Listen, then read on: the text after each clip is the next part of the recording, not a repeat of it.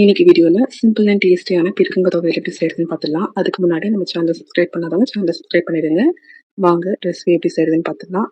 இப்போ ஸ்டவ்ல ஒரு பேன் வச்சுக்கிறேன். அதில் 2 டேபிள் ஸ்பூன் அளவுக்கு எண்ணெய் எடுத்துக்கிறேன்.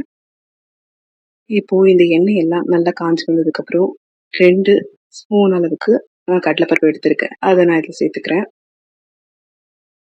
அதே 2 ஸ்பூன் அளவுக்கு உளுத்தம்பருப்பையும் நான் இதில் சேர்த்துக்கிறேன்.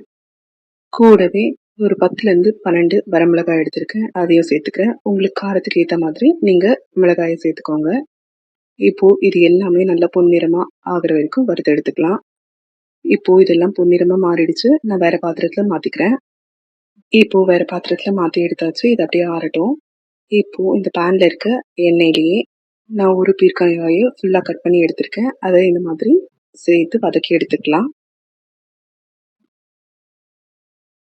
இந்த பீர்க்கங்காய் எல்லாம் இந்த மாதிரி லைட்டாக கலர் மாதிரி வரும்போது நான் ஒரு லெமன் சைஸ் அளவு புளி எடுத்திருக்கேன். உங்களுக்கு புளிப்பு எவ்வளோ தேவையோ அதுக்கேற்ற மாதிரி நீங்கள் சேர்த்துக்கோங்க.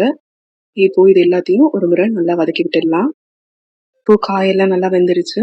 இது ஸ்டவ் ஆஃப் பண்ணிட்டு அப்படியே ஆற வச்சுக்கலாம். இப்போ இதெல்லாம் ஆறுனதுக்கப்புறம் நான் ஒரு பெரிய ஜாரில் வேக வச்சு இந்த பீர்க்கங்காயை சேர்த்துக்கிறேன். இப்போ இது கூடவே நம்ம ஆல்ரெடி வறுத்து வச்சிருக்க கடலைப்பருப்பு உளுத்தம்பருப்பு சேர்த்துக்கலாம். கூட இந்த துவையலுக்கு தேவையான அளவு உப்பு சேர்த்துக்கிறேன்.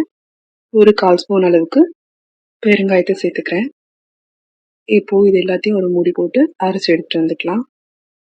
அவ்வளோதாங்க, நம்ம பீர்க்கங்காய் துவையல் ரெடி ஆயிடுச்சு.